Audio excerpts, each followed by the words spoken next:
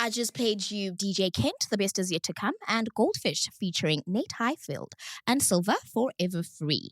Now we have the phenomenal Luvuyo Ngxiki with us in studio.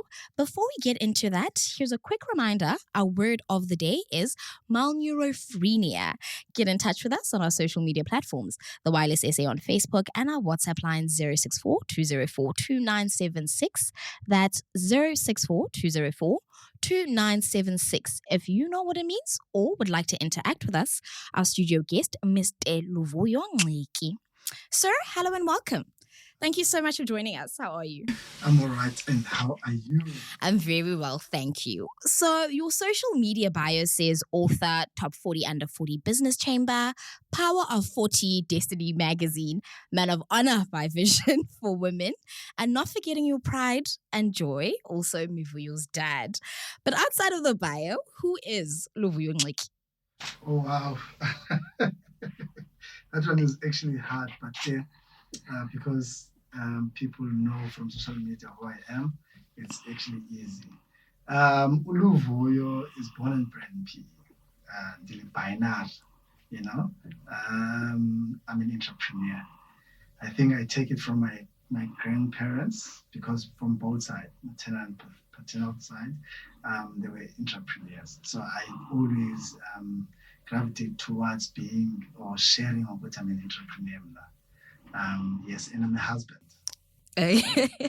Amazing. So other people tend to get excited when they meet their favorite singers or people they see on their TV screens. But personally, I get completely gobsmacked coming across authors of my favorite books because I think it's incredibly powerful to draw people to you with just your written words. So having you in front of me today in the flesh is quite exciting for me. So I first came across your brand in varsity, I think around 2016, 2017 in Kombuzo. Photography was a hit. It still is, actually. But back then, I couldn't afford your rates, because I was a varsity student. And I didn't know you personally as the name behind the brand. I just knew the brand in Kombuzo. And in 2022, a guy who was trying to impress me as an avid reader gave me a copy of your book. And I thought, I'm probably not going to enjoy this because I tend to struggle with these books because I thought it was just another one of those books where a township guy tells us grand illusions on how to make it out of the hood. But when I read it, the one thing that I found incredibly beautiful is how bare you are in your book and in telling your story. You tell it in such a relatable way. And even me as the reader, I could resonate with it. I could see your grandmother's tree where you could sell ice lollies underneath it. So please provide us with the thought process behind your writing and what was your aim when you were writing the book? All right. So as you would see from the book, that I'm an ex-convict. So I've been booked so many times by a lot of organizations. But I must talk to the young generation, to the youth, warn them about crime.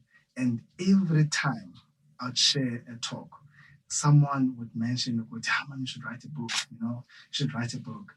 So it took a very long time before I could actually do it. I wanted to do it, but I didn't realize it's not easy. Mm-hmm. It's actually hard because what you are sharing is a response that I actually wanted from people. Mm-hmm. I wanted people to relate. I wanted someone, when they read it, they can see. And the way I wrote as well, if someone is from PE, they can actually see the things that I'm talking about. But for someone who's not even from the country, can actually picture everything that I'm sharing. That is what I want to do. And I must mention, I don't read a lot. So whenever I would get a book, the books that actually keep me interested is such books where they narrate and from the weather, from how the place looks. And even if I get to a point of I can smell whatever it is that they're actually sharing, I can get it from the book. That's what I wanted. That's what I wanted from the book. I love that because we can see it. So the name Self-Inflicted, Consequences of Choice. Why that name? Okay, so it's so easy it's so easy for people to blame, whether you blame apartheid, whether you blame being black, whether you blame growing up ekasi. But I wanted to take responsibility. I wanted to say I was fortunate. I was fortunate, but I chose that life.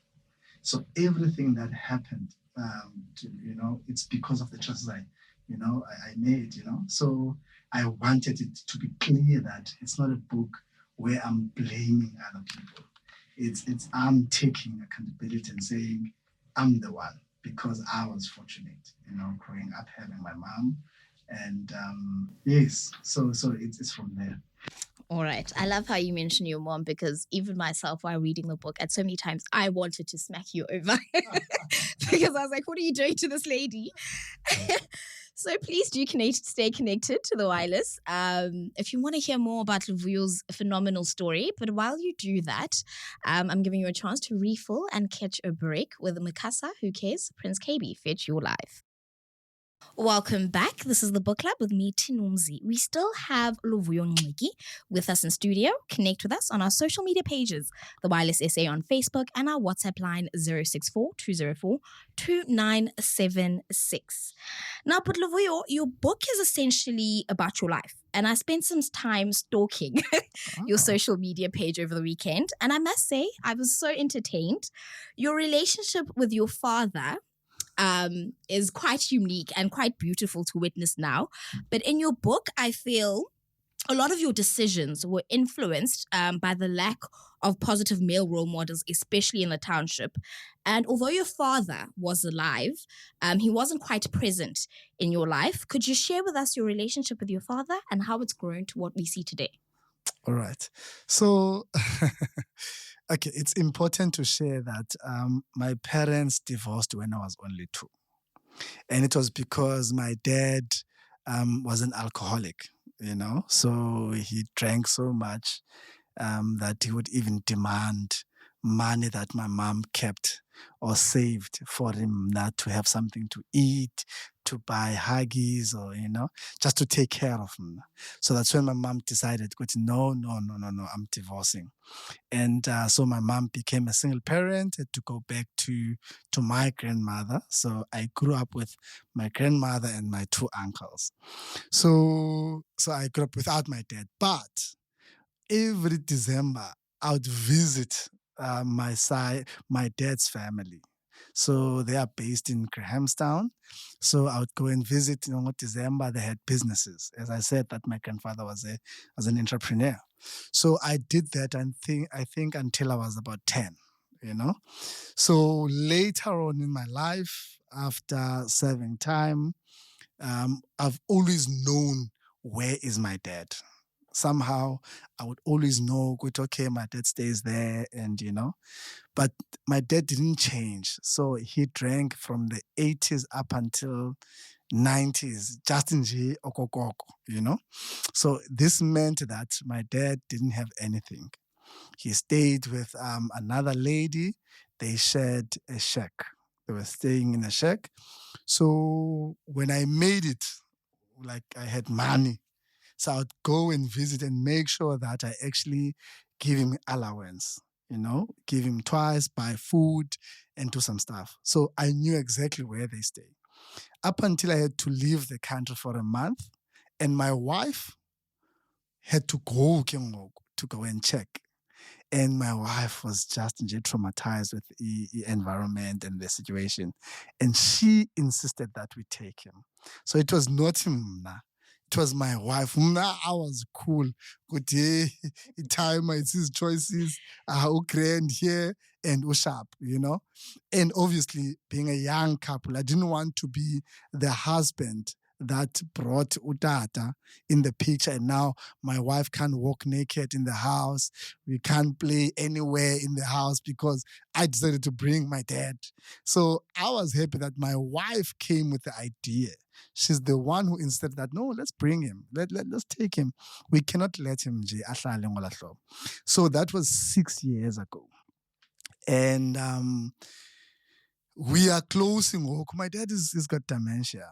Yeah, well, it's an assumption that it's dementia because we haven't diagnosed him. We haven't gotten an official, from a doctor, a diagnosis from a doctor saying, but we can just see the symptoms. Nje ukuthi, oh, okay, he is forgetful. Yeah, so it's just an assumption about dementia. So we've got him, and fortunately for us, our house is big. We've got a 6-bedroom house, and it was just Mna and my wife. And now there's my dad, so he's got his own room. And we've got a son, Mivona, he's got his own room. And the person that is assisting, and then she's got her own room. So we still have 2 more bedrooms that are free. So we are not bothered, that doesn't bother us. Say right, yeah, well, he's got a sense of humor. That's why a lot of people love him on social media. He pretends as if he is not forgetful.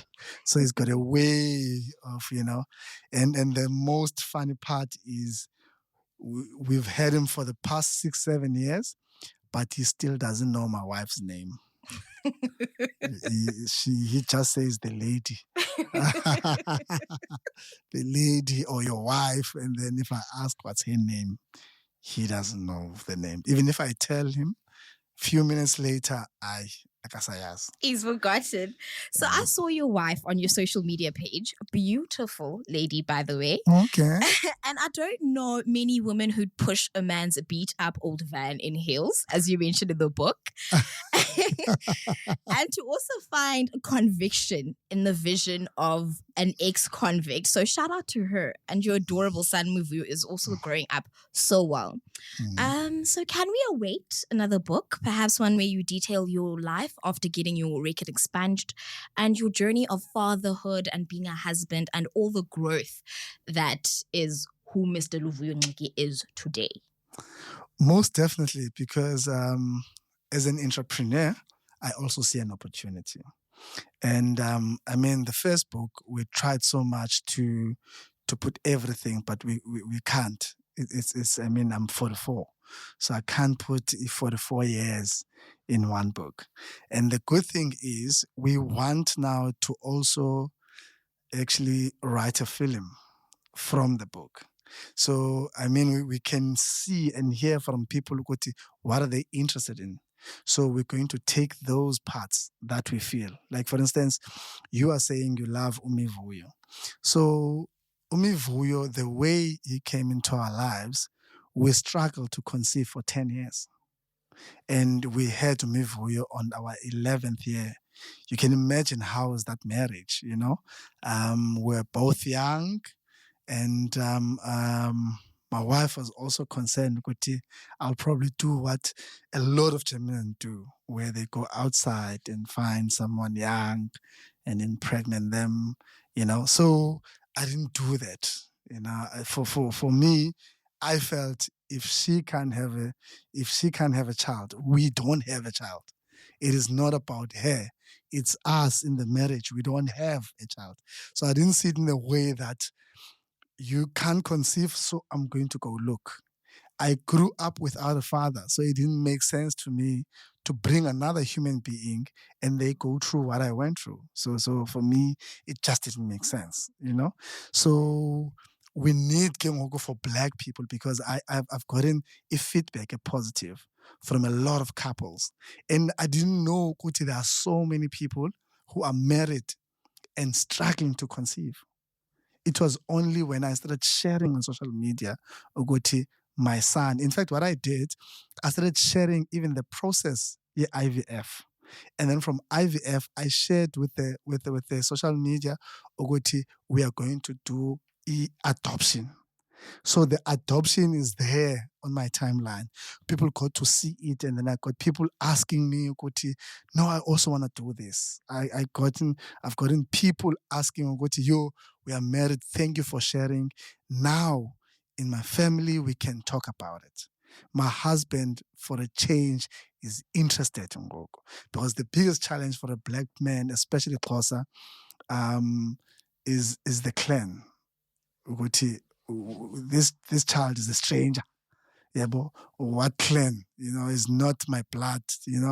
So I address that by sharing it. So for in next book we can have that as well.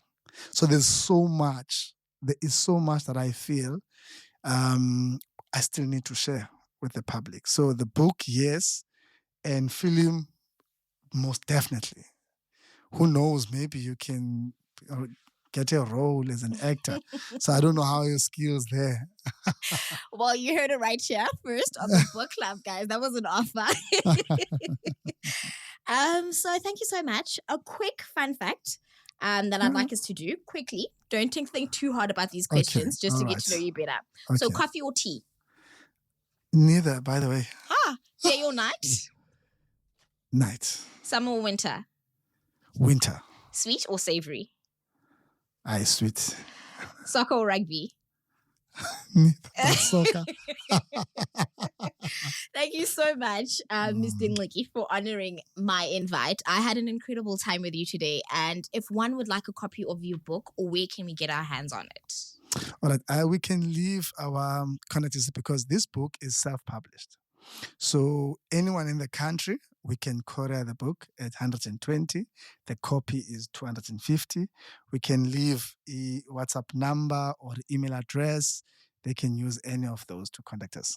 All right. So I'll have the contact details for Mr. Luvuyo Ngxiki for those who are interested in the book uploaded on our Facebook page. Thank you so much and all the best for your future endeavors. I cannot wait to see what you have in store for us in future. Okay. Thank you for having me.